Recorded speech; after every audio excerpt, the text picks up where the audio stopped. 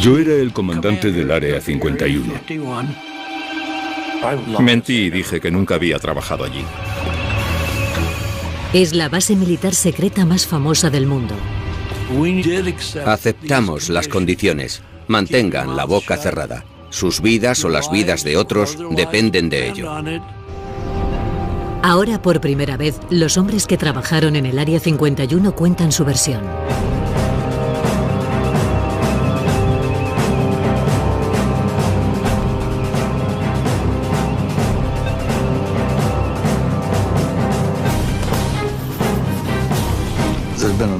Ha habido una enorme cantidad de información errónea, pero eso es fruto de la curiosidad natural de la gente. Si no sabes lo que está pasando, quieres averiguarlo.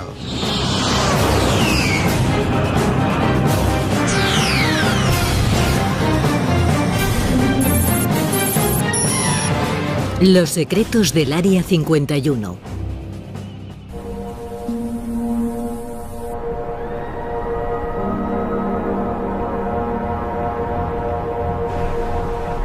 La agencia nunca ha admitido y nunca admitirá que existe un Área 51. Fin de la historia. Fundada por la CIA en el año 1955 para desarrollar y poner a prueba los proyectos militares más secretos de los Estados Unidos, el Área 51 toma su nombre de un número de división por zonas en un mapa. Si bien oficialmente no existe, las imágenes de satélite del desierto de Nevada muestran hoy 7 pistas y más de 25 hangares. El acceso a la base, envuelta en el secretismo, ha sido siempre muy restringido. Pero finalmente, los programas que la iniciaron están siendo desclasificados y los recuerdos pueden sacarse a la luz.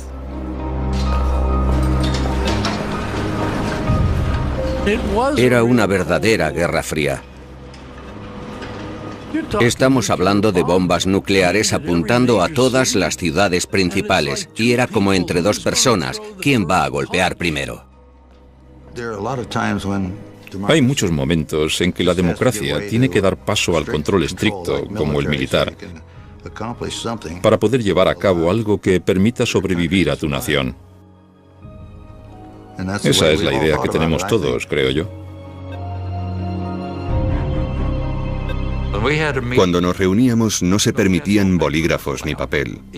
Ni siquiera los pilotos hablaban entre ellos. No se escribía nada. Todo está en nuestras cabezas. Cuando entrábamos en el programa se nos daba un nombre en clave. Mi primer nombre fue Ken y el último empezaba por C como Collins, pero era Colmar. C-O-L-M-A-R. En mi caso, no soy tan curioso. Me parecía bien que fuera algo secreto.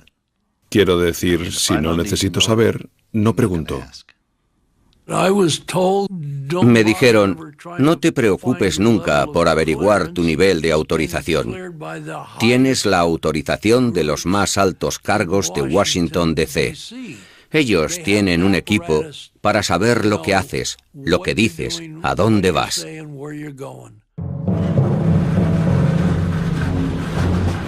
La base fue construida alrededor del lecho seco de un antiguo lago conocido como Groom Lake. Esto ofrecía ventajas evidentes. Necesitábamos un buen lugar para aterrizar, donde pudiéramos aterrizar en cualquier dirección y sentido, dependiendo de dónde soplara el viento, y un lago circular servía a ese propósito. Además, estaba protegido por la cadena de montañas que lo rodeaba, así que no era fácilmente visible. Liso como un cristal. Era increíble. Podía conducir el coche del personal a toda velocidad y no daba ni un solo bote. Era algo fantástico. Groom Lake era muy escueto, muy austero. Había hileras de caravanas en las que vivíamos. Y había un edificio multiusos donde comíamos. No teníamos televisión, ni siquiera teníamos radio. No había mujeres. Una vez fue una mujer de asuntos financieros de la CIA y se quedó a dormir una noche. Fue la única mujer que vi en todo ese tiempo. Rancho Paraíso fue el primer nombre que le dieron a las instalaciones. Pensaban que aquello mitigaría el golpe de la austeridad. Era como un intento de convencer a la gente, quizá, de que no era tan malo como parecía. Creo que el encanto del Área 51 era únicamente que había un trabajo que hacer. Nadie que no fuera necesario iba allí. Probablemente nadie querría ir allí, porque no eran en absoluto unas vacaciones. Era un trabajo muy duro. La CIA necesitaba un tipo determinado de hombre para trabajar en el Área 51. Éramos seleccionados como una especie de guerreros silenciosos. Durante los controles de seguridad, se eliminaba a una buena cantidad de gente por ser poco discreta. Me habían seleccionado para mi primera misión secreta y fui al cine mientras mi mujer iba de compras con mi madre. Y a mitad de la película entra una mujer, una chica joven, aproximadamente de mi edad. Y en mitad de la película me pregunta si vivo en Las Vegas, cuánto tiempo llevo en Las Vegas y a qué me dedico. No le gustaron mis respuestas. A la media hora se levantó y se fue. Y a menudo pienso, ¿cuánto tiempo llevaría siguiéndome? ¿Me estaría siguiendo? ¿O era simplemente una de las chicas de Las Vegas en busca de un cliente? Nunca lo sabré.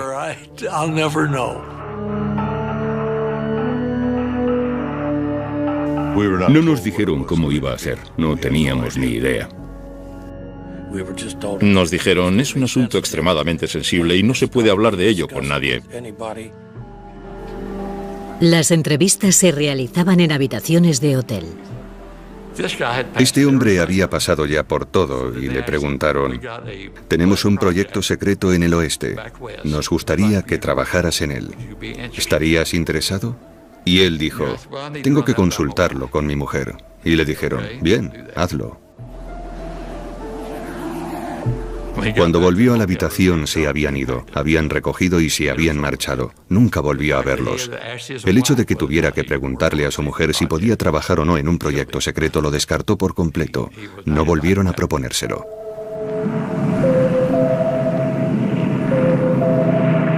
El Área 51 fue creada para un proyecto ultrasecreto llamado Aquatom. En 1955, miembros de la CIA, de las Fuerzas Aéreas y una división secreta de la Lockheed llegaron a Rancho Paraíso para comenzar a trabajar.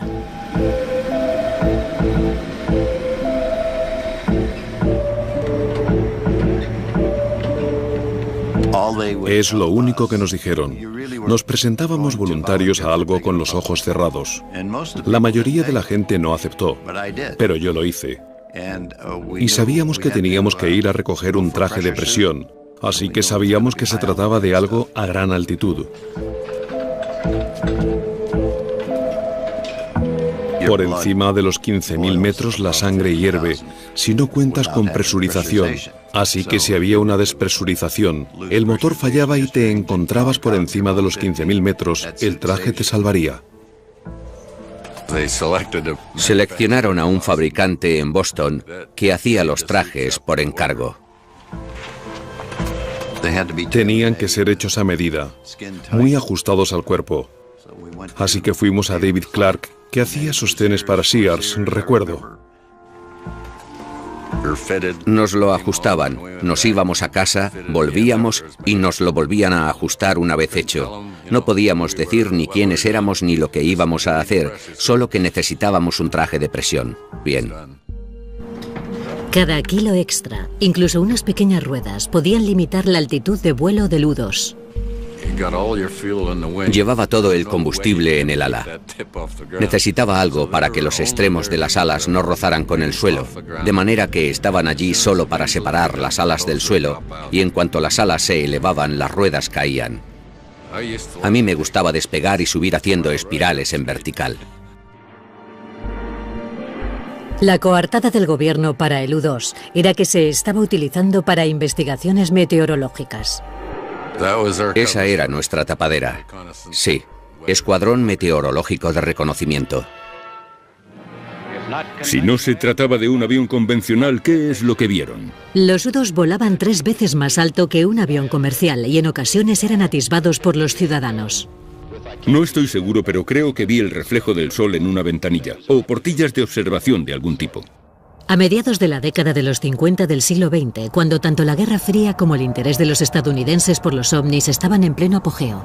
Yo creo que era del espacio exterior, pero amistoso. El avión plateado en ocasiones creaba confusión. Era puro aluminio. Decíamos, ahí arriba parecemos una estrella brillando. Los pilotos tenían la orden de negarlo todo, hasta a los controladores aéreos. Había noticias de que avistaban objetos volando a grandes altitudes y contactaban con ellos, pero no obtenían más que evasivas. Si volaba a lo largo de la frontera de Canadá, el controlador me preguntaba cuál era mi altitud. En realidad era muy exacto, pero yo le decía, no, va a tener que recalibrar su equipo. Esa no es nuestra altitud. Hacia 1957, los vuelos no reconocidos de los U-2 eran el origen de la mitad de los avistamientos de ovnis comunicados, pero eso no era nada comparado con lo que estaba por llegar.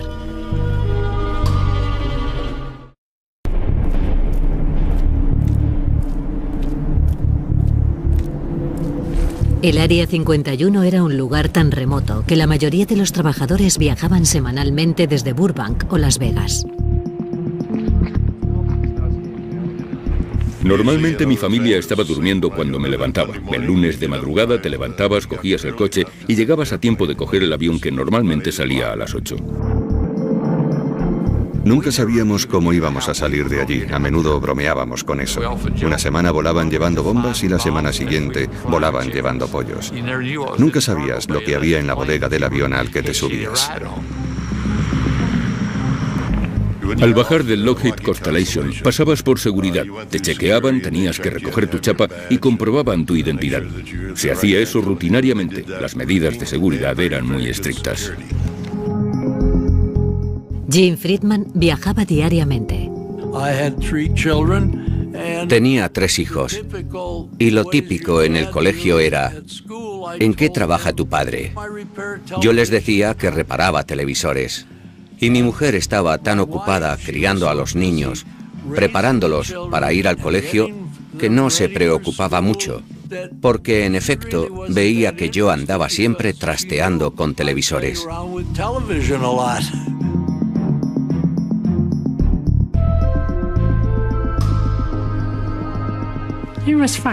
Todo estaba bien. Vivíamos una buena vida, aunque a veces se pasaba hasta una semana sin venir a casa. Pero me llamaba y decía que tenía que trabajar. Los niños, especialmente mi hija, preguntaban, ¿dónde está papá? ¿Está trabajando? Pero yo no sabía lo que hacía.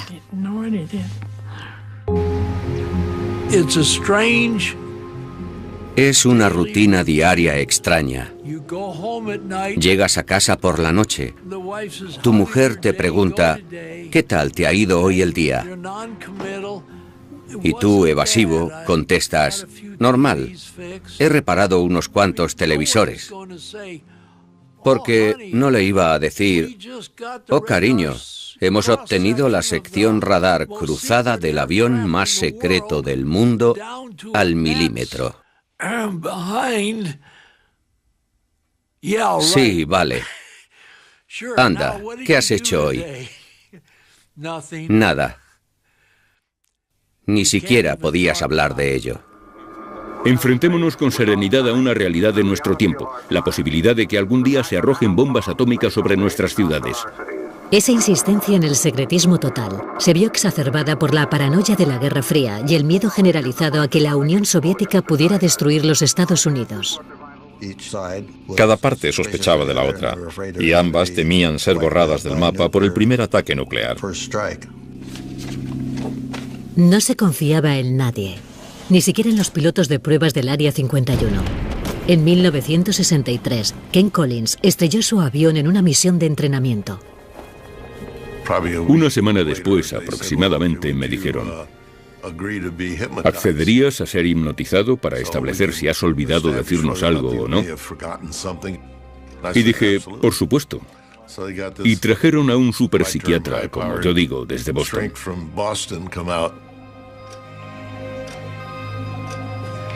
Pero no consiguió hipnotizarme. Se sentó frente a mí y me habló y me miró fijamente, y yo estaba tranquilo, como siempre, y no pudo hacerlo. No funcionó. Unos días después, el médico militar de la Lockheed me llamó y me dijo, ¿accederías a que te administráramos pentotal sódico? Y dije, sí, lo haré encantado. Le dije a mi mujer, me voy a la Lockheed, tengo que ir a trabajar. Y ella me dijo, es domingo, nunca trabajas los domingos. Y le dije, bueno, es algo especial. Y me dijo, bien. Sobre las 6 de la tarde, ese mismo día, me llevaron a casa.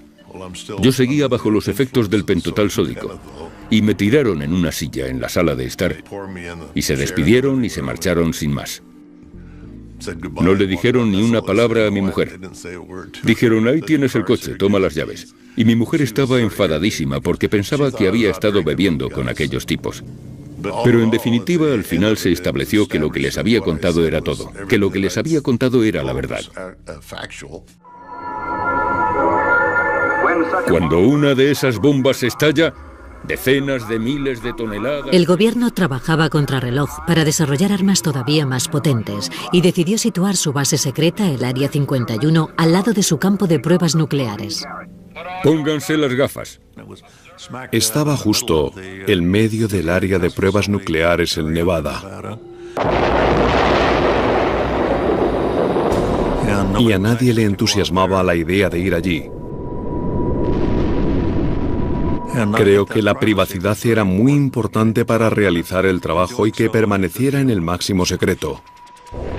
Pero con las más de 450 explosiones nucleares que tuvieron lugar entre 1955 y 1968, la localización tenía sus inconvenientes. Cuando provocaban explosiones nucleares allí, por supuesto se nos informaba siempre de que teníamos que evacuar. En una ocasión tuvieron que pasar 2 semanas por el tiempo, principalmente porque los vientos no eran favorables. Teníamos que llevar medidores de radiación para asegurarnos de que estábamos limpios. Una vez estaba en la pista, por alguna razón, y se produjo una explosión en Yucca Flats, y vi realmente una onda expansiva en el suelo avanzando hacia mí. Se veía realmente el terreno subir y bajar, subir y bajar. Era una explosión subterránea. Era impresionante ver hundirse el terreno formando aquellos enormes círculos.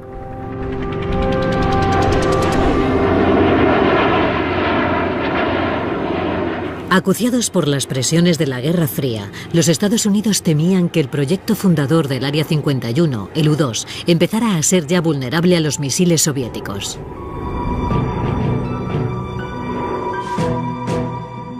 El plan era desarrollar un avión tripulado, sucesor del U-2, con mucha menor vulnerabilidad y con mayores capacidades. Muy pocas personas en la agencia, la CIA, lo sabían.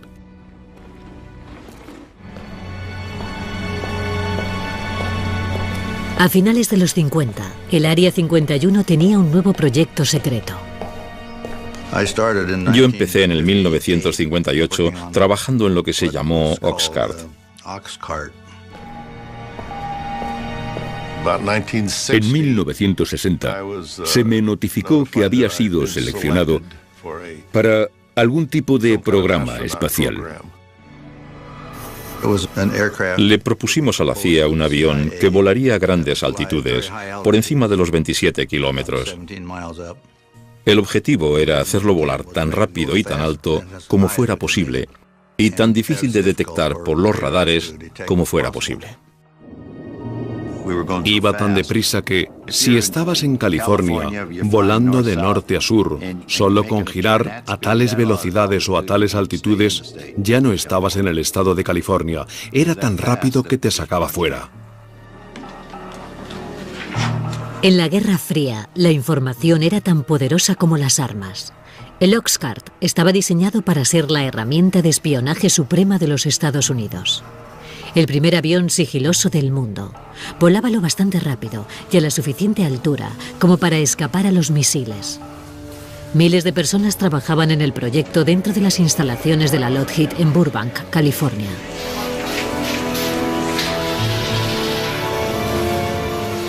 Pero a pesar de la escala de producción, el proyecto permaneció en secreto.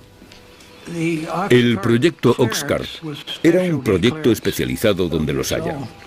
Era lo máximo que se había hecho hasta entonces. El avión tenía que soportar las altas temperaturas provocadas por la fricción del aire al atravesar la atmósfera a 3.000 kilómetros por hora. El 93% del Oxcart era titanio, un material que nadie había utilizado hasta entonces para hacer un avión. Y si quieres un montón de titanio, tienes que hacer tratos con la Unión Soviética. ¿Cómo la CIA consiguió ese material de los soviéticos? Hasta lo que yo sé, continúa siendo un secreto. No sé cómo lo hicieron. No sé quién lo hizo, pero conseguimos el titanio que necesitábamos.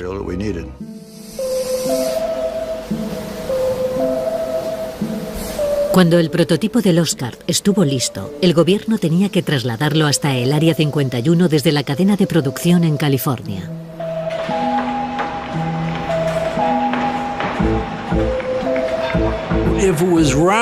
Si era redondo, lo metían en una caja cuadrada. Si era cuadrado, lo metían en una caja redonda.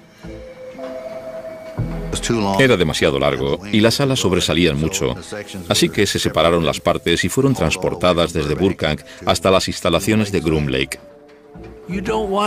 No quieres que un tráiler tan enorme circule por una autopista muy transitada, así que lo hacíamos subrepticiamente cuando no había nadie cerca.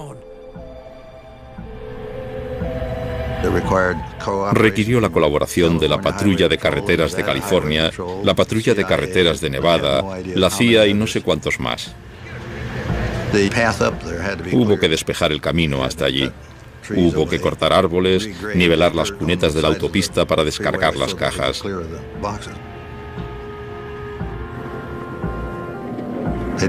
Nadie tenía que saber lo que había en las cajas, pero sí sabían que era algo que había que proteger y guardar en secreto.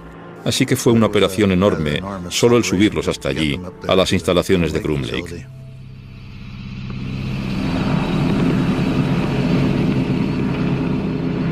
Ken Collins fue uno de los primeros pilotos que vio el Oxcart nada más llegar al Área 51. Subí a la zona y el oficial de operaciones que estaba allí dijo: ¿quieres ver lo que vas a pilotar? Y dije: por supuesto. Y fuimos hacia el hangar. Y la única luz que había era la que entraba por las altas ventanas y se veía allí al fondo, en penumbra. Ese avión largo, magnífico. Era increíble. La primera impresión que te daba era la de una nave espacial. Dentro del Área 51, cerca de 2.000 trabajadores tenían un objetivo común: completar el proyecto secreto supremo. Hay muchas cosas que la gente no necesita saber. Por eso el Área 51 es algo tan mítico, porque no saben lo que pasa allí.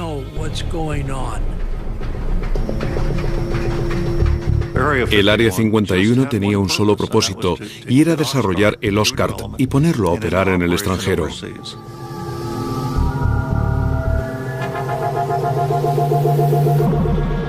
Casi todo lo referente al Oxcart ha estado clasificado durante décadas. Algo más se sabe de su sucesor, el emblemático SR-71 Blackbird. Pero hoy salen a la luz atisbos del Oxcart.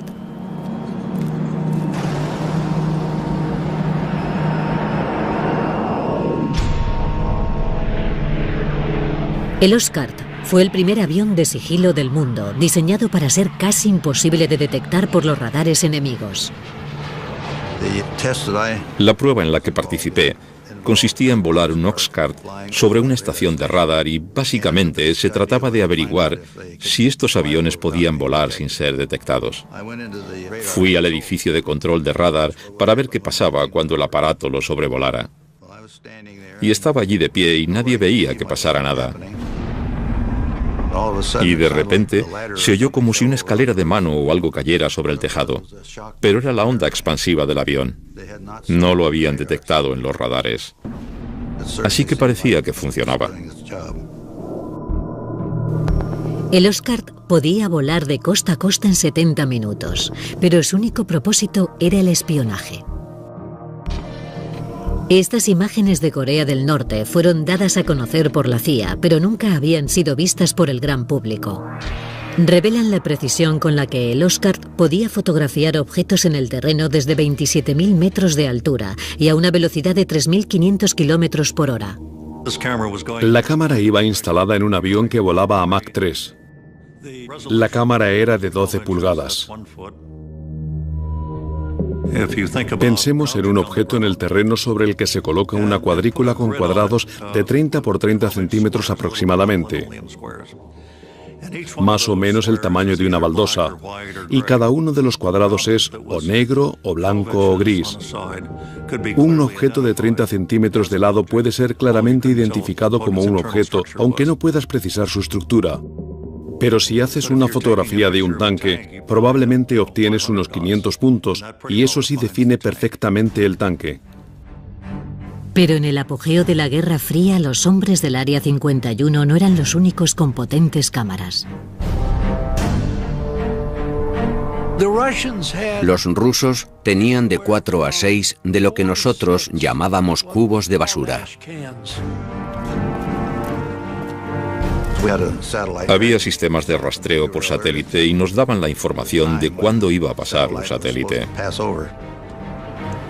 De manera que cuando se aproximaban a la zona lo guardábamos todo.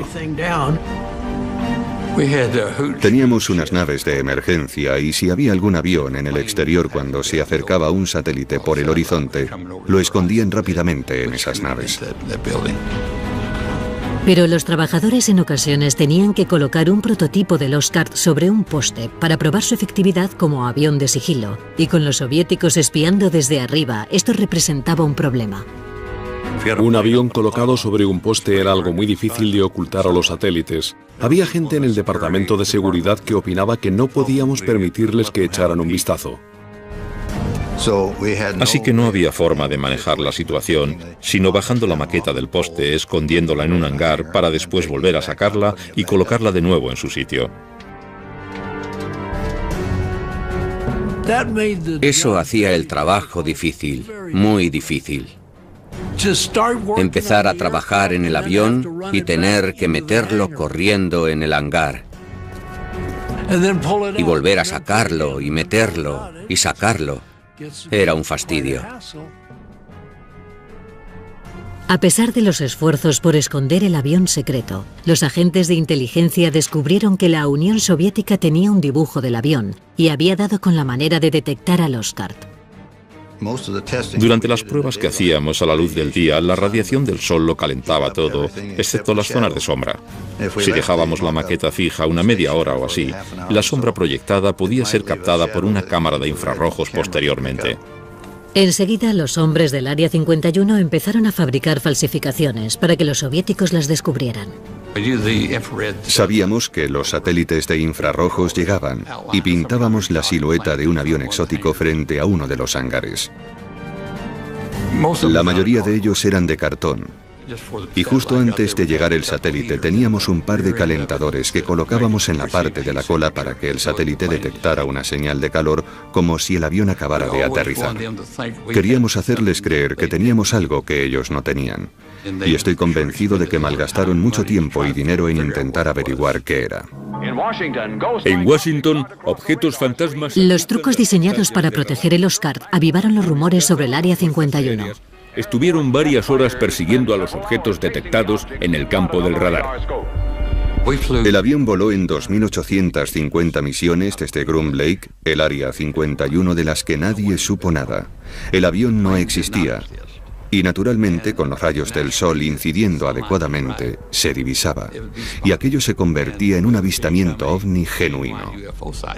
El general Sanford, director de inteligencia de las Fuerzas Aéreas, ha confirmado que los objetos no son armas secretas estadounidenses e insiste en la importancia de investigar el asunto. Esto ocurrió durante la época en que las Fuerzas Aéreas llevaban a cabo el proyecto Libro Azul de investigación de avistamientos ovni. Comenzaron a investigar y de repente se toparon con ese muro de seguridad. Esto es una misión secreta. Tienen que inventarse una historia de tapadera y olvidar el asunto. Hemos recibido y analizado entre 1000 y 2000 informes. De manera que los del proyecto Libro Azul, pobres, tenían que fabricar una historia para explicar los avistamientos. Con el debido respeto a las Fuerzas Aéreas, puede que se demuestre que algunos tienen una procedencia interplanetaria. Se advirtió a los controladores aéreos de la Administración Federal de Aviación de que no informaran sobre nada que se desplazara en el espacio aéreo estadounidense para no alarmar a la población. Los pilotos de las líneas aéreas comerciales nos creaban muchos problemas. Veían ascender al Blackbird hasta los 80.000 pies. Y los aviones comerciales estaban a 45 como mucho y llamaban a la torre. Gritaban como locos. Pero los veían y los pasajeros los veían. El FBI se reunía con los pilotos en el aeropuerto que aterrizaran y les hacían firmar una exposición involuntaria donde se comprometían a no revelar lo que acababan de ver. Pero cuando las cosas se pusieron desastrosamente mal en el Área 51, la máquina de cobertura se puso a trabajar a pleno rendimiento.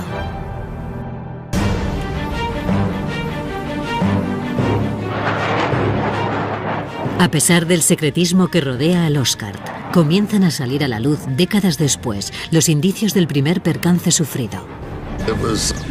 Era una prueba de motor subsónica y a baja altitud. Teníamos problemas para acelerar el motor hasta Mach 3.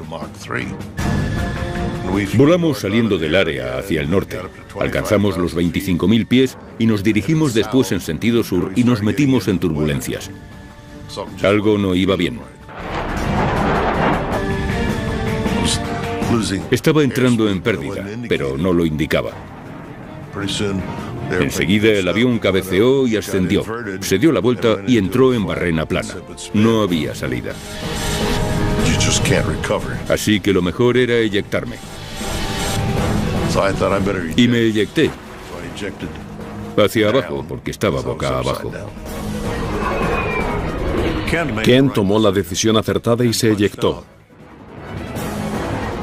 Lo que en esos momentos se me pasó por la mente fue que era una pena tener que saltar de ese magnífico avión.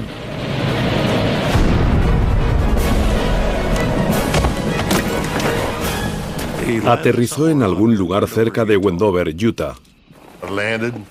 Aterricé y plegué el paracaídas. Supuse que lo necesitaría porque probablemente pasaría allí la noche y tendría que utilizarlo para dormir en él.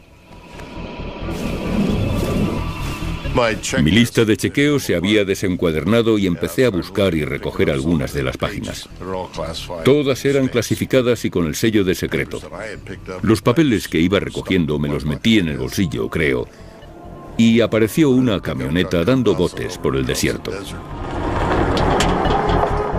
Había 3 tipos en su interior. Me sorprendió verlos. Dijeron, vamos, sube, te llevamos hasta tu avión. Y yo dije, no, es un F-105. Esa era la coartada que utilizábamos. Y tiene un arma nuclear a bordo. Y me dijeron, sube de una vez, nos largamos, no vamos a quedarnos aquí. Y subí delante con ellos. Éramos 4 en la parte delantera.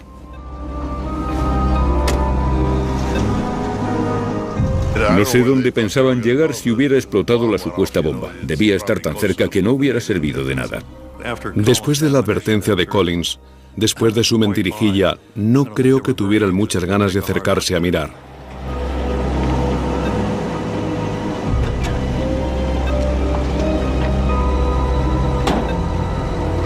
Teníamos un número de teléfono al que podíamos llamar en caso de emergencia.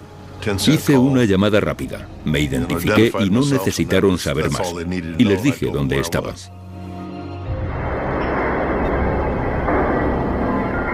Aquello le dio a la agencia unos 2 días para salir a recoger los pedazos y limpiar todo aquello. De otra manera podría haberse convertido en una feria.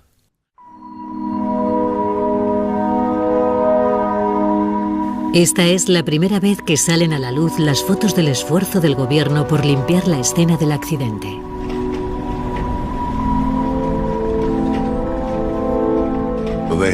Había 2 hombres del equipo de supervivencia que eran parte del equipo de seguridad que después se acercaron a caballo y estuvieron recorriendo toda la zona peinándola para ver si quedaba algo allí que fuera clasificado.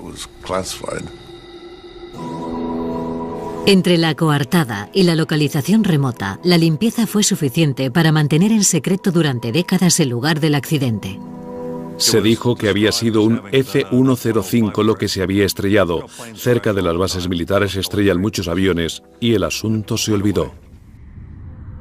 50 años después, el historiador aeroespacial Peter Merlin ha localizado el lugar exacto donde cayó el avión y que el gobierno intentó borrar de la historia.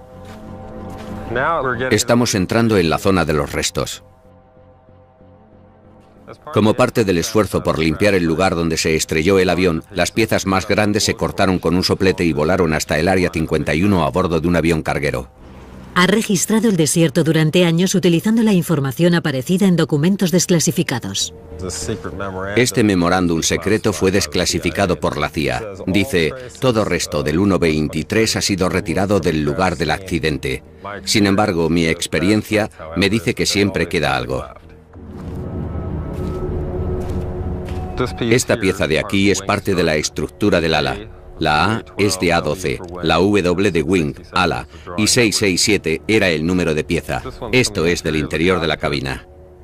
Tiene el sello de inspección de los equipos especiales. Este es el cráter del impacto. Hay titanio por todas partes. Este sí es grande. Es chapa de titanio de gran grosor. Aquí es exactamente donde el fuselaje de cola golpeó el terreno. A ambos lados se ven sendas depresiones causadas por las góndolas. Aquí estoy en medio de una depresión causada por la góndola de uno de los motores.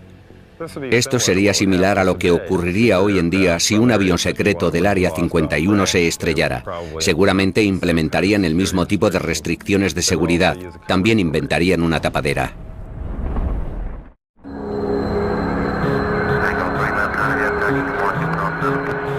Aeropuerto McCarran, Las Vegas. En la actualidad, un hangar privado para aviones sin marcar.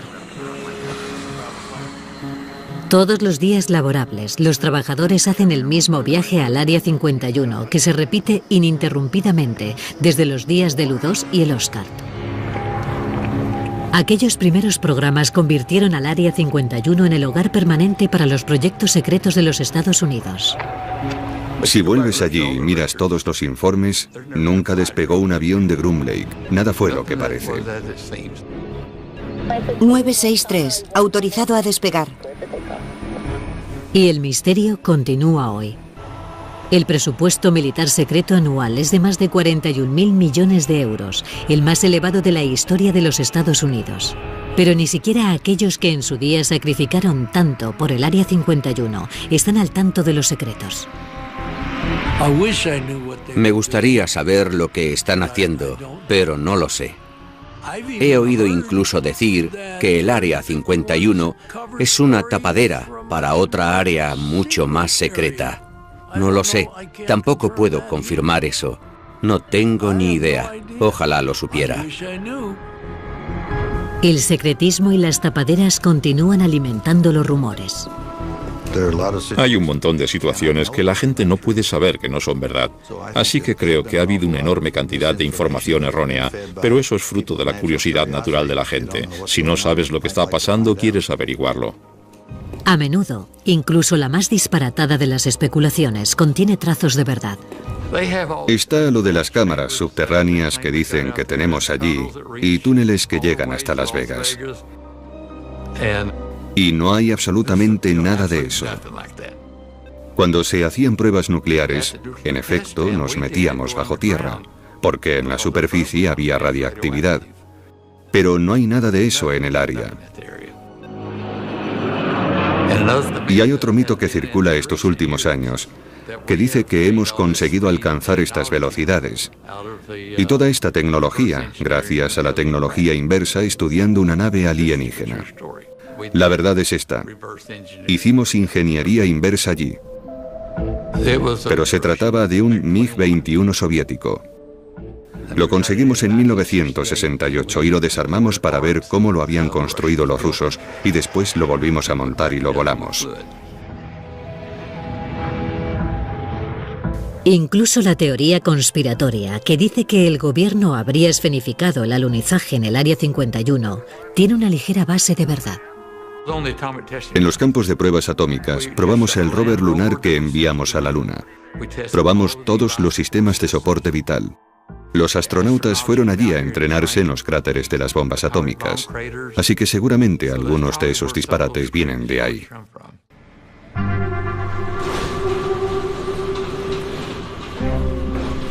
Creo que cuando la gente firmaba para el Oscar o el U-2, se comprometía a no revelarlo nunca. Y así la gente decía, mire, esto es como un secreto de familia, nos iremos con él a la tumba. Era un honor, un gran honor, tener un trabajo con ese nivel de confianza depositada en mí, siendo un chaval de campo. Se depositó mucha confianza en personas como yo, que trabajaron allí.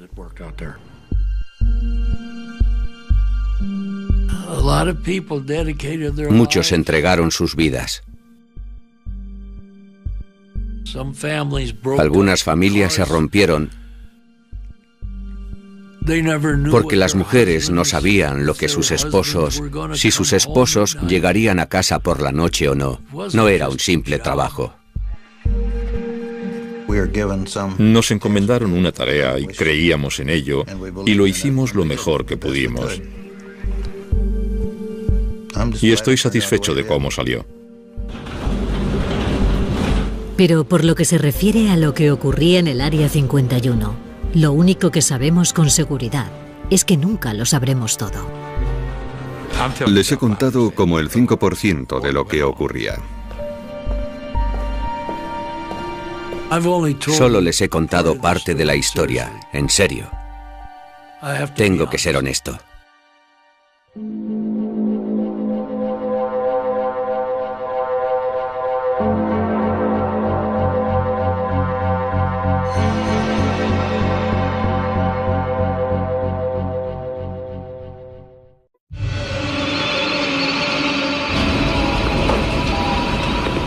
Yo era el comandante del Área 51. Mentí y dije que nunca había trabajado allí. Es la base militar secreta más famosa del mundo. Aceptamos las condiciones. Mantengan la boca cerrada. Sus vidas o las vidas de otros dependen de ello. Ahora, por primera vez, los hombres que trabajaron en el Área 51 cuentan su versión.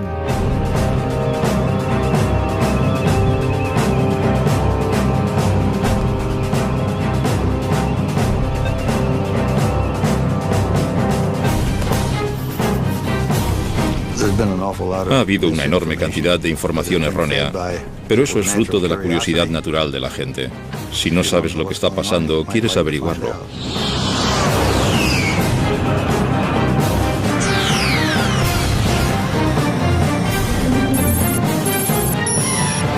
Los secretos del Área 51.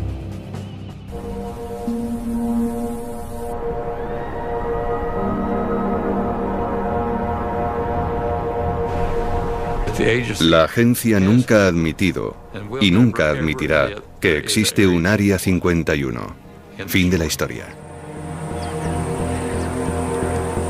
Fundada por la CIA en el año 1955 para desarrollar y poner a prueba los proyectos militares más secretos de los Estados Unidos, el Área 51 toma su nombre de un número de división por zonas en un mapa. Si bien oficialmente no existe, las imágenes de satélite del desierto de Nevada muestran hoy 7 pistas y más de 25 hangares.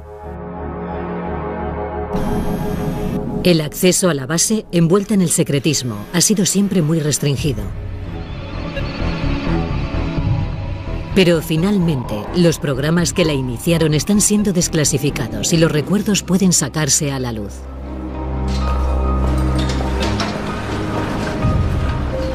Era una verdadera guerra fría. Estamos hablando de bombas nucleares apuntando a todas las ciudades principales, y era como entre dos personas, ¿quién va a golpear primero? Hay muchos momentos en que la democracia tiene que dar paso al control estricto, como el militar, para poder llevar a cabo algo que permita sobrevivir a tu nación. Esa es la idea que tenemos todos, creo yo. Cuando nos reuníamos no se permitían bolígrafos ni papel. Ni siquiera los pilotos hablaban entre ellos. No se escribía nada. Todo está en nuestras cabezas. Cuando entrábamos en el programa se nos daba un nombre en clave. Mi primer nombre fue Ken, y el último empezaba por C como Collins, pero era Colmar. C-O-L-M-A-R. En mi caso, no soy tan curioso. Me parecía bien que fuera algo secreto. Quiero decir, si no necesito saber, no pregunto. Me dijeron, no te preocupes nunca por averiguar tu nivel de autorización. Tienes la autorización de los más altos cargos de Washington, D.C. Ellos tienen un equipo para saber lo que haces, lo que dices, a dónde vas.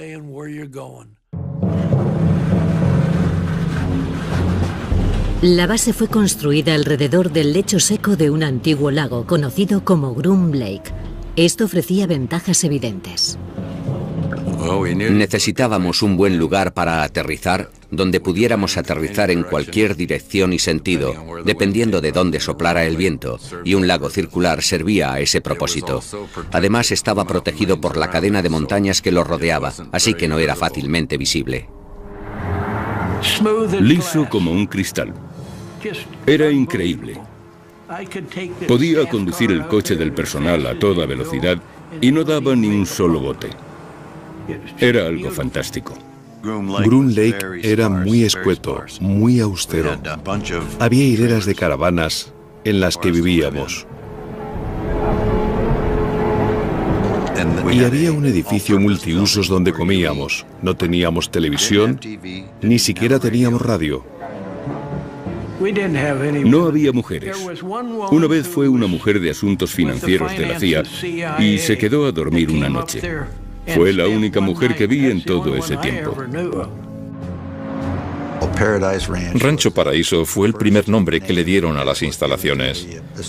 Pensaban que aquello mitigaría el golpe de la austeridad. Era como un intento de convencer a la gente, quizá, de que no era tan malo como parecía. Creo que el encanto del Área 51 era únicamente que había un trabajo que hacer. Nadie que no fuera necesario iba allí. Probablemente nadie querría ir allí, porque no eran en absoluto unas vacaciones. Era un trabajo muy duro. La CIA necesitaba un tipo determinado de hombre para trabajar en el Área 51. Éramos seleccionados como una especie de guerreros silenciosos. Durante los controles de seguridad se eliminaba a una buena cantidad de gente por ser poco discreta. Me habían seleccionado para mi primera misión secreta y fui al cine mientras mi mujer iba de compras con mi madre. Y a mitad de la película entra una mujer, una chica joven, aproximadamente de mi edad. Y en mitad de la película me pregunta si vivo en Las Vegas, cuánto tiempo llevo en Las Vegas y a qué me dedico. No le gustaron mis respuestas. A la media hora se levantó y se fue. Y a menudo pienso, ¿cuánto tiempo llevaría siguiéndome? ¿Me estaría siguiendo? ¿O era simplemente una de las chicas de Las Vegas en busca de un cliente? Nunca lo sabré.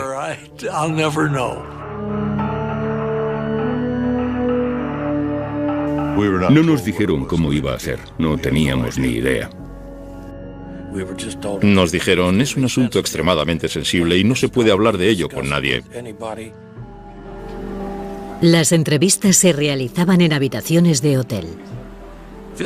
Este hombre había pasado ya por todo y le preguntaron: tenemos un proyecto secreto en el oeste. Nos gustaría que trabajaras en él. ¿Estarías interesado? Y él dijo: tengo que consultarlo con mi mujer. Y le dijeron: bien, hazlo. Cuando volvió a la habitación se habían ido, habían recogido y se habían marchado. Nunca volvió a verlos. El hecho de que tuviera que preguntarle a su mujer si podía trabajar o no en un proyecto secreto lo descartó por completo. No volvieron a proponérselo.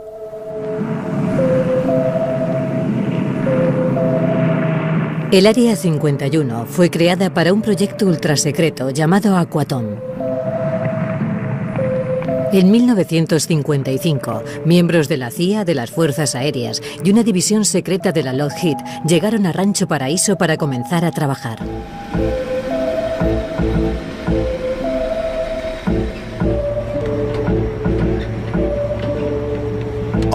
Es lo único que nos dijeron.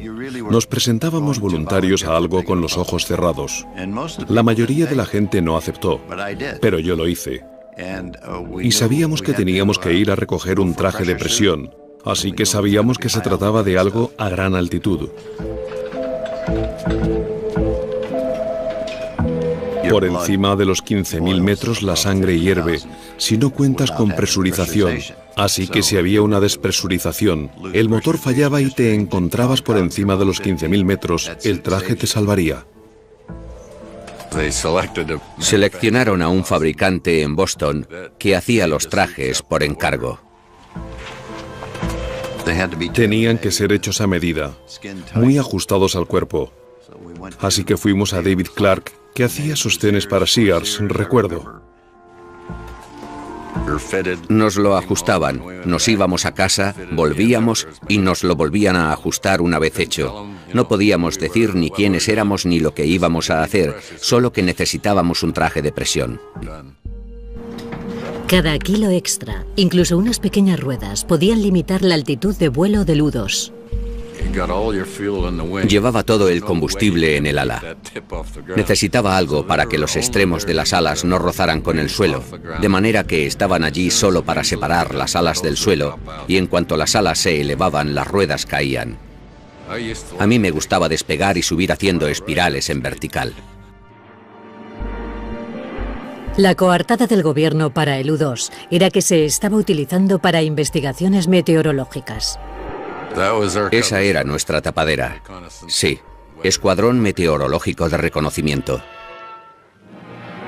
Si no se trataba de un avión convencional, ¿qué es lo que vieron? Los U-2 volaban 3 veces más alto que un avión comercial y en ocasiones eran atisbados por los ciudadanos. No estoy seguro, pero creo que vi el reflejo del sol en una ventanilla, o portillas de observación de algún tipo. A mediados de la década de los 50 del siglo XX, cuando tanto la Guerra Fría como el interés de los estadounidenses por los ovnis estaban en pleno apogeo. Yo creo que era del espacio exterior, pero amistoso. El avión plateado en ocasiones creaba confusión. Era puro aluminio. Decíamos, ahí arriba parecemos una estrella brillando. Los pilotos tenían la orden de negarlo todo, hasta a los controladores aéreos. Había noticias de que avistaban objetos volando a grandes altitudes y contactaban con ellos, pero no obtenían más que evasivas. Si volaba a lo largo de la frontera de Canadá, el controlador me preguntaba cuál era mi altitud. En realidad era muy exacto, pero yo le decía, no, va a tener que recalibrar su equipo, esa no es nuestra altitud. Hacia 1957, los vuelos no reconocidos de los U-2 eran el origen de la mitad de los avistamientos de ovnis comunicados, pero eso no era nada comparado con lo que estaba por llegar.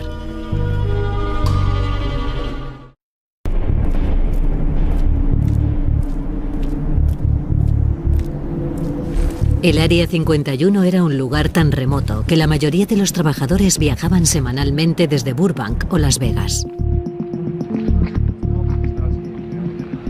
Normalmente mi familia estaba durmiendo cuando me levantaba. El lunes de madrugada te levantabas, cogías el coche y llegabas a tiempo de coger el avión que normalmente salía a las 8. Nunca sabíamos cómo íbamos a salir de allí. A menudo bromeábamos con eso. Una semana volaban llevando bombas y la semana siguiente volaban llevando pollos. Nunca sabías lo que había en la bodega del avión al que te subías. Al bajar del Lockheed Constellation, pasabas por seguridad, te chequeaban, tenías que recoger tu chapa y comprobaban tu identidad. Se hacía eso rutinariamente. Las medidas de seguridad eran muy estrictas. Jim Friedman viajaba diariamente. Tenía 3 hijos. Y lo típico en el colegio era: ¿en qué trabaja tu padre? Yo les decía que reparaba televisores. Y mi mujer estaba tan ocupada criando a los niños, preparándolos para ir al colegio, que no se preocupaba mucho, porque en efecto veía que yo andaba siempre trasteando con televisores.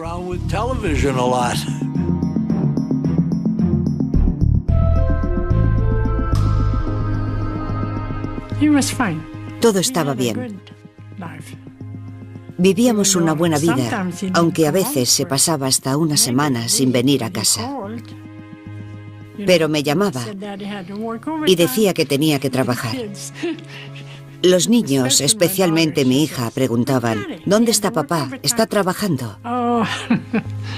Pero yo no sabía lo que hacía.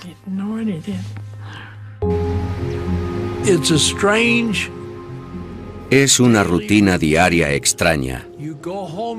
Llegas a casa por la noche. Tu mujer te pregunta: ¿qué tal te ha ido hoy el día? Y tú, evasivo, contestas: normal. He reparado unos cuantos televisores. Porque no le iba a decir: oh, cariño, hemos obtenido la sección radar cruzada del avión más secreto del mundo al milímetro. Sí, vale. Anda, ¿qué has hecho hoy? Nada. Ni siquiera podías hablar de ello. Enfrentémonos con serenidad a una realidad de nuestro tiempo, la posibilidad de que algún día se arrojen bombas atómicas sobre nuestras ciudades. Esa insistencia en el secretismo total se vio exacerbada por la paranoia de la Guerra Fría y el miedo generalizado a que la Unión Soviética pudiera destruir los Estados Unidos. Cada parte sospechaba de la otra, y ambas temían ser borradas del mapa por el primer ataque nuclear. No se confiaba en nadie, ni siquiera en los pilotos de pruebas del Área 51. En 1963, Ken Collins estrelló su avión en una misión de entrenamiento. Una semana después, aproximadamente, me dijeron: ¿accederías a ser hipnotizado para establecer si has olvidado decirnos algo o no? Y dije: por supuesto. Y trajeron a un superpsiquiatra, como yo digo, desde Boston.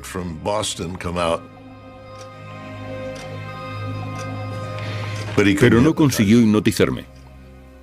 Se sentó frente a mí y me habló y me miró fijamente, y yo estaba tranquilo, como siempre, y no pudo hacerlo. No funcionó. Unos días después, el médico militar de la Lockheed me llamó y me dijo: ¿accederías a que te administráramos pentotal sódico? Y dije: sí, lo haré encantado. Le dije a mi mujer: me voy a la Lockheed, tengo que ir a trabajar. Y ella me dijo: es domingo, nunca trabajas los domingos. Y le dije: bueno, es algo especial. Y me dijo: ah, bien. Sobre las 6 de la tarde, ese mismo día, me llevaron a casa. Yo seguía bajo los efectos del pentotal sódico, y me tiraron en una silla en la sala de estar, y se despidieron y se marcharon sin más. No le dijeron ni una palabra a mi mujer. Dijeron: ahí tienes el coche, toma las llaves. Y mi mujer estaba enfadadísima porque pensaba que había estado bebiendo con aquellos tipos. Pero en definitiva, al final se estableció que lo que les había contado era todo, que lo que les había contado era la verdad. Cuando una de esas bombas estalla, Decenas de miles de toneladas. El gobierno trabajaba contrarreloj para desarrollar armas todavía más potentes y decidió situar su base secreta, el Área 51, al lado de su campo de pruebas nucleares. Pónganse las gafas.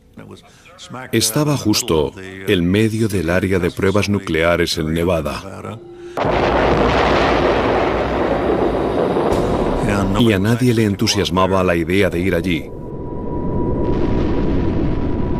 Creo que la privacidad era muy importante para realizar el trabajo y que permaneciera en el máximo secreto.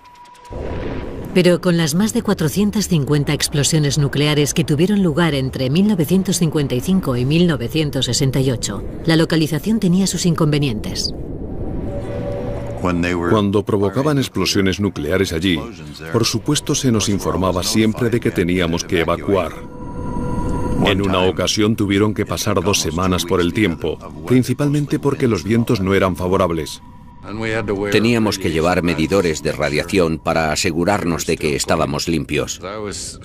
Una vez estaba en la pista, por alguna razón, y se produjo una explosión en Yucca Flats, y vi realmente una onda expansiva en el suelo avanzando hacia mí. Se veía realmente el terreno subir y bajar, subir y bajar. Era una explosión subterránea. Era impresionante ver hundirse el terreno formando aquellos enormes círculos.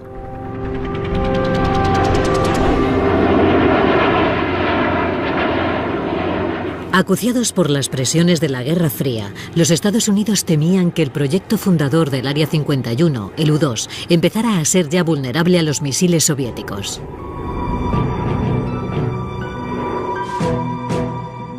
El plan era desarrollar un avión tripulado sucesor del U-2, con mucha menor vulnerabilidad y con mayores capacidades. Muy pocas personas en la agencia, la CIA, lo sabían.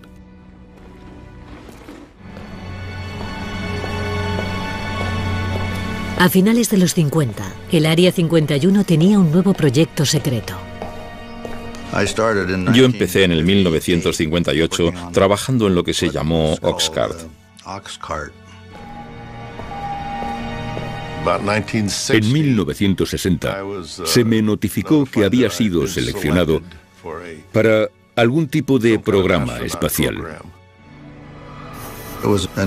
Le propusimos a la CIA un avión que volaría a grandes altitudes, por encima de los 27 kilómetros. El objetivo era hacerlo volar tan rápido y tan alto como fuera posible, y tan difícil de detectar por los radares como fuera posible. Iba tan deprisa que, si estabas en California, volando de norte a sur, solo con girar a tales velocidades o a tales altitudes, ya no estabas en el estado de California. Era tan rápido que te sacaba fuera. En la Guerra Fría, la información era tan poderosa como las armas. El Oxcart estaba diseñado para ser la herramienta de espionaje suprema de los Estados Unidos. El primer avión sigiloso del mundo. Volaba lo bastante rápido y a la suficiente altura como para escapar a los misiles. Miles de personas trabajaban en el proyecto dentro de las instalaciones de la Lockheed en Burbank, California.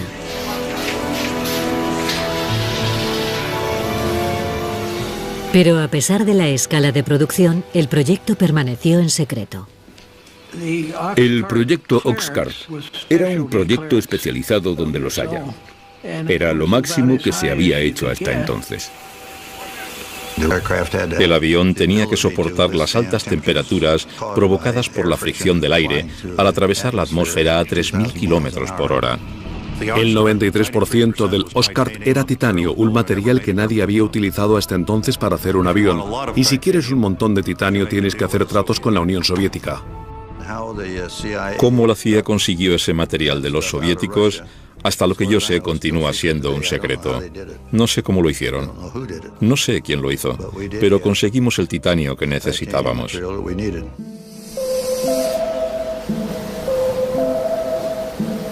Cuando el prototipo del Oxcart estuvo listo, el gobierno tenía que trasladarlo hasta el Área 51 desde la cadena de producción en California.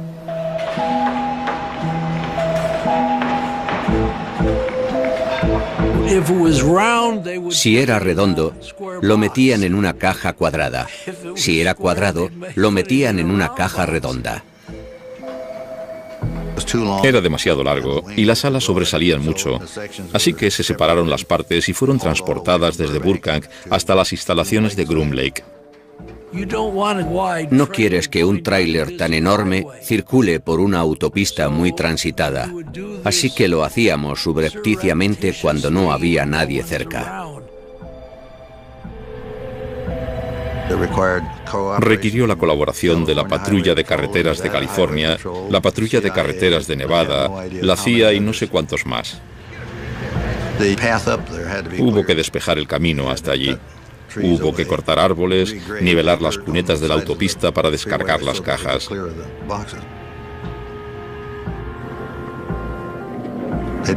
Nadie tenía que saber lo que había en las cajas, pero sí sabían que era algo que había que proteger y guardar en secreto. Así que fue una operación enorme, solo el subirlos hasta allí, a las instalaciones de Groom Lake.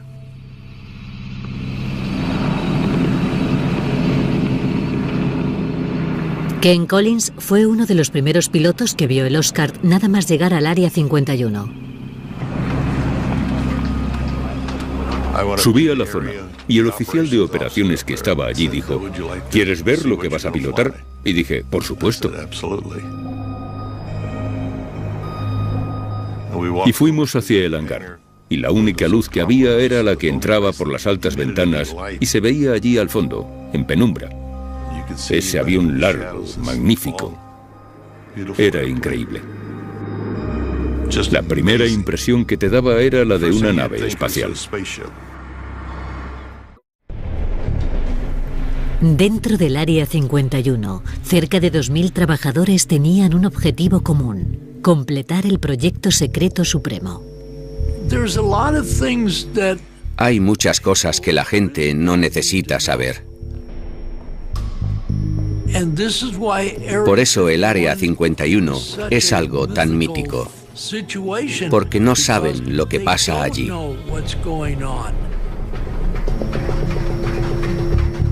El Área 51 tenía un solo propósito, y era desarrollar el Oscar y ponerlo a operar en el extranjero.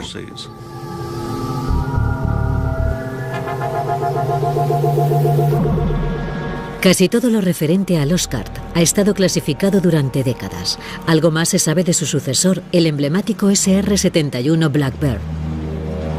Pero hoy salen a la luz atisbos del Oscar.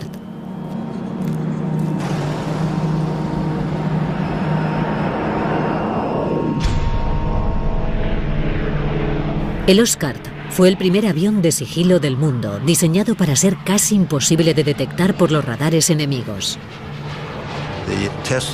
La prueba en la que participé consistía en volar un Oxcart sobre una estación de radar y básicamente se trataba de averiguar si estos aviones podían volar sin ser detectados. Fui al edificio de control de radar para ver qué pasaba cuando el aparato lo sobrevolara. Y estaba allí de pie y nadie veía que pasara nada. Y de repente se oyó como si una escalera de mano o algo cayera sobre el tejado. Pero era la onda expansiva del avión. No lo habían detectado en los radares. Así que parecía que funcionaba. El Oscar podía volar de costa a costa en 70 minutos, pero su único propósito era el espionaje. Estas imágenes de Corea del Norte fueron dadas a conocer por la CIA, pero nunca habían sido vistas por el gran público. Revelan la precisión con la que el Oscar podía fotografiar objetos en el terreno desde 27.000 metros de altura y a una velocidad de 3.500 kilómetros por hora. La cámara iba instalada en un avión que volaba a Mach 3. La cámara era de 12 pulgadas. Pensemos en un objeto en el terreno sobre el que se coloca una cuadrícula con cuadrados de 30 por 30 centímetros aproximadamente, más o menos el tamaño de una baldosa, y cada uno de los cuadrados es o negro, o blanco, o gris. Un objeto de 30 centímetros de lado puede ser claramente identificado como un objeto, aunque no puedas precisar su estructura. Pero si haces una fotografía de un tanque, probablemente obtienes unos 500 puntos, y eso sí define perfectamente el tanque.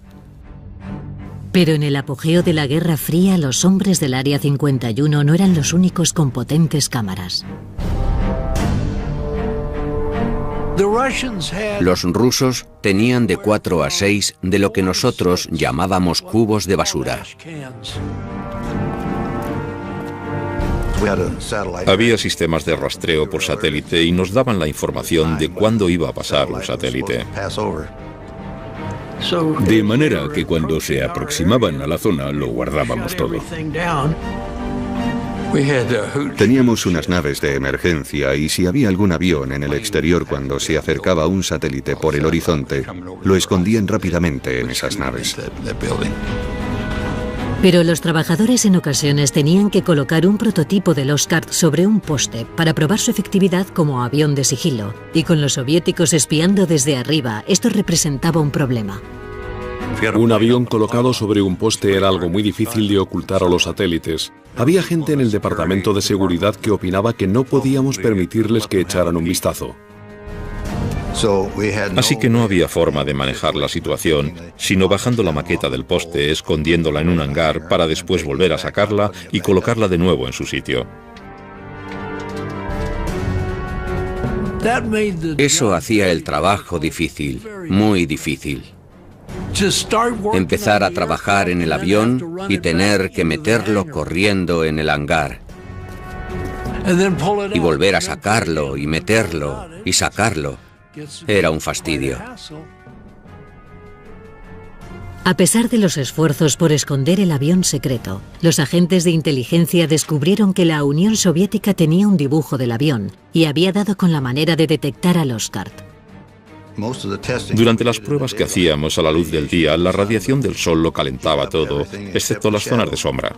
Si dejábamos la maqueta fija una media hora o así, la sombra proyectada podía ser captada por una cámara de infrarrojos posteriormente. Enseguida, los hombres del Área 51 empezaron a fabricar falsificaciones para que los soviéticos las descubrieran. Sabíamos que los satélites de infrarrojos llegaban y pintábamos la silueta de un avión exótico frente a uno de los hangares. La mayoría de ellos eran de cartón. Y justo antes de llegar el satélite teníamos un par de calentadores que colocábamos en la parte de la cola para que el satélite detectara una señal de calor como si el avión acabara de aterrizar. Queríamos hacerles creer que teníamos algo que ellos no tenían. Y estoy convencido de que malgastaron mucho tiempo y dinero en intentar averiguar qué era. En Washington, objetos fantasmas... Los trucos diseñados para proteger el Oscar avivaron los rumores sobre el Área 51. Estuvieron varias horas persiguiendo a los objetos detectados en el campo del radar. El avión voló en 2.850 misiones desde Groom Lake, el Área 51 de las que nadie supo nada. El avión no existía. Y naturalmente, con los rayos del sol incidiendo adecuadamente, se divisaba. Y aquello se convertía en un avistamiento ovni genuino. El general Sanford, director de inteligencia de las Fuerzas Aéreas, ha confirmado que los objetos no son armas secretas estadounidenses e insiste en la importancia de investigar el asunto. Esto ocurrió durante la época en que las Fuerzas Aéreas llevaban a cabo el proyecto Libro Azul de investigación de avistamientos ovni. Comenzaron a investigar y de repente se toparon con ese muro de seguridad. Esto es una misión secreta. Tienen que inventarse una historia de tapadera y olvidar el asunto. Hemos recibido y analizado entre 1.000 y 2.000 informes. De manera que los del proyecto Libro Azul, pobres, tenían que fabricar una historia para explicar los avistamientos. Con el debido respeto a las fuerzas aéreas, puede que se demuestre que algunos tienen una procedencia interplanetaria. Se advirtió a los controladores aéreos de la Administración Federal de Aviación de que no informaran sobre nada que se desplazara en el espacio aéreo estadounidense para no alarmar a la población. Los pilotos de las líneas aéreas comerciales nos creaban muchos problemas. Veían ascender al Blackbird hasta los 80.000 pies. Y los aviones comerciales estaban a 45 como mucho y llamaban a la torre. Gritaban como locos. Pero los veían y los pasajeros los veían.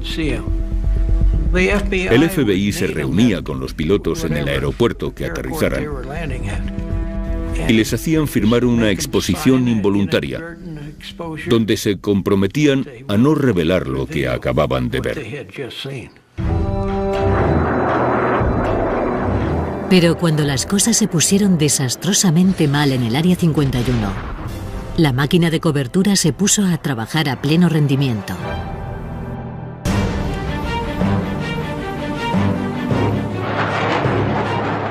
A pesar del secretismo que rodea al Oscar, comienzan a salir a la luz décadas después los indicios del primer percance sufrido. Era una prueba de motor subsónica y a baja altitud. Teníamos problemas para acelerar el motor hasta Mach 3. Volamos saliendo del área hacia el norte. Alcanzamos los 25.000 pies y nos dirigimos después en sentido sur y nos metimos en turbulencias. Algo no iba bien. Estaba entrando en pérdida, pero no lo indicaba. Enseguida el avión cabeceó y ascendió. Se dio la vuelta y entró en barrena plana. No había salida. Así que lo mejor era eyectarme. Y me eyecté. Hacia abajo, porque estaba boca abajo. Ken tomó la decisión acertada y se eyectó. Lo que en esos momentos se me pasó por la mente fue que era una pena tener que saltar de ese magnífico avión.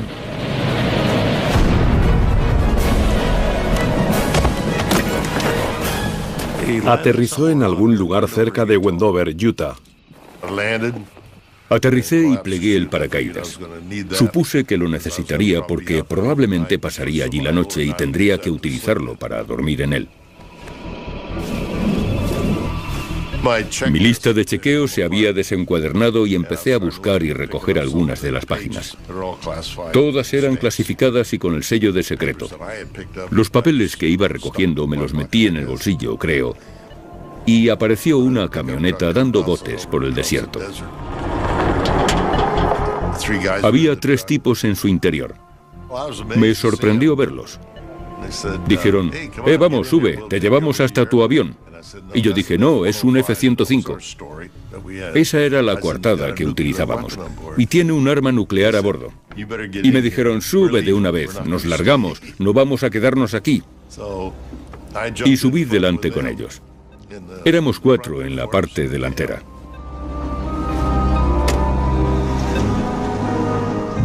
No sé dónde pensaban llegar si hubiera explotado la supuesta bomba. Debía estar tan cerca que no hubiera servido de nada. Después de la advertencia de Collins, después de su mentirijilla, no creo que tuvieran muchas ganas de acercarse a mirar.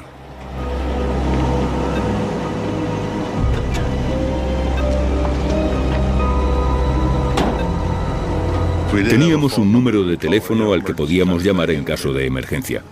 Hice una llamada rápida, me identifiqué y no necesitaron saber más. Y les dije dónde estaba.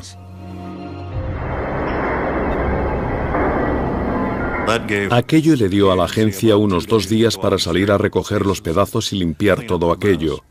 De otra manera podría haberse convertido en una feria.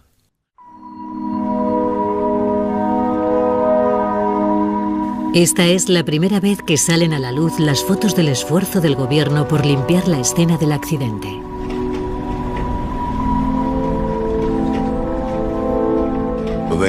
Había 2 hombres del equipo de supervivencia que eran parte del equipo de seguridad que después se acercaron a caballo y estuvieron recorriendo toda la zona peinándola para ver si quedaba algo allí que fuera clasificado. Entre la coartada y la localización remota, la limpieza fue suficiente para mantener en secreto durante décadas el lugar del accidente. Se dijo que había sido un F-105 lo que se había estrellado. Cerca de las bases militares se estrellan muchos aviones y el asunto se olvidó. 50 años después, el historiador aeroespacial Peter Merlin ha localizado el lugar exacto donde cayó el avión y que el gobierno intentó borrar de la historia. Estamos entrando en la zona de los restos.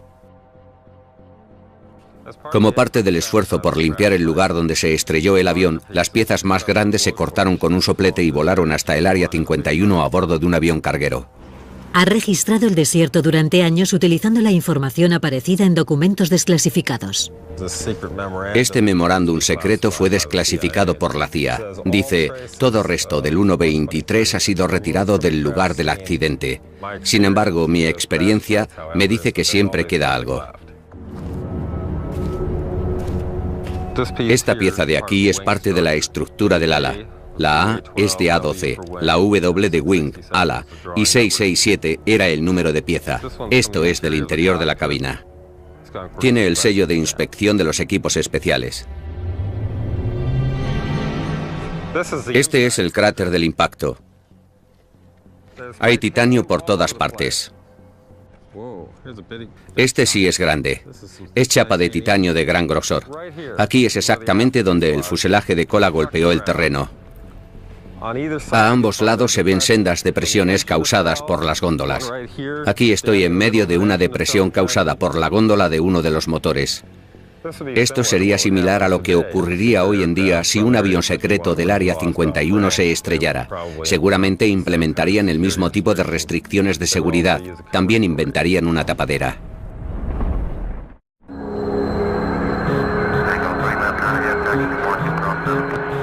Aeropuerto McCarran, Las Vegas. En la actualidad, un hangar privado para aviones sin marcar. Todos los días laborables, los trabajadores hacen el mismo viaje al Área 51, que se repite ininterrumpidamente desde los días del U-2 y el Oscar. Aquellos primeros programas convirtieron al Área 51 en el hogar permanente para los proyectos secretos de los Estados Unidos. Si vuelves allí y miras todos los informes, nunca despegó un avión de Groom Lake. Nada fue lo que parece. 963, autorizado a despegar. Y el misterio continúa hoy. El presupuesto militar secreto anual es de más de 41.000 millones de euros, el más elevado de la historia de los Estados Unidos. Pero ni siquiera aquellos que en su día sacrificaron tanto por el Área 51 están al tanto de los secretos. Me gustaría saber lo que están haciendo, pero no lo sé. He oído incluso decir que el Área 51 es una tapadera para otra área mucho más secreta. No lo sé, tampoco puedo confirmar eso. No tengo ni idea. Ojalá lo supiera. El secretismo y las tapaderas continúan alimentando los rumores. Hay un montón de situaciones que la gente no puede saber que no son verdad. Así que creo que ha habido una enorme cantidad de información errónea, pero eso es fruto de la curiosidad natural de la gente. Si no sabes lo que está pasando, quieres averiguarlo. A menudo, incluso la más disparatada de las especulaciones contiene trazos de verdad. Está lo de las cámaras subterráneas que dicen que tenemos allí y túneles que llegan hasta Las Vegas. Y no hay absolutamente nada de eso. Cuando se hacían pruebas nucleares, en efecto, nos metíamos bajo tierra, porque en la superficie había radiactividad. Pero no hay nada de eso en el área. Y hay otro mito que circula estos últimos años, que dice que hemos conseguido alcanzar estas velocidades. Y toda esta tecnología, gracias a la tecnología inversa estudiando una nave alienígena. La verdad es esta. Hicimos ingeniería inversa allí. Pero se trataba de un MiG-21 soviético. Lo conseguimos en 1968 y lo desarmamos para ver cómo lo habían construido los rusos y después lo volvimos a montar y lo volamos. Incluso la teoría conspiratoria, que dice que el gobierno habría escenificado el alunizaje en el Área 51, tiene una ligera base de verdad. En los campos de pruebas atómicas, probamos el rover lunar que enviamos a la Luna. Probamos todos los sistemas de soporte vital. Los astronautas fueron allí a entrenarse en los cráteres de las bombas atómicas, así que seguramente algunos de esos disparates vienen de ahí.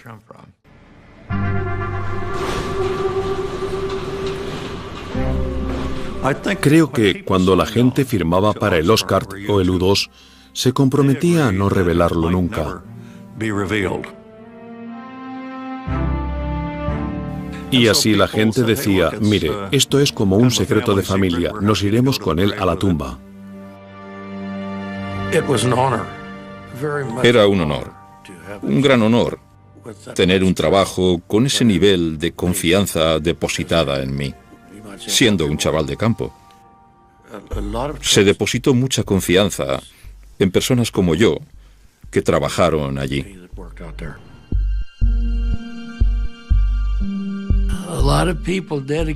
Muchos entregaron sus vidas. Algunas familias se rompieron porque las mujeres no sabían lo que sus esposos, si sus esposos llegarían a casa por la noche o no. No era un simple trabajo. Nos encomendaron una tarea y creíamos en ello y lo hicimos lo mejor que pudimos. Y estoy satisfecho de cómo salió. Pero por lo que se refiere a lo que ocurría en el Área 51, lo único que sabemos con seguridad es que nunca lo sabremos todo. Les he contado como el 5% de lo que ocurría. Solo les he contado parte de la historia, en serio. Tengo que ser honesto.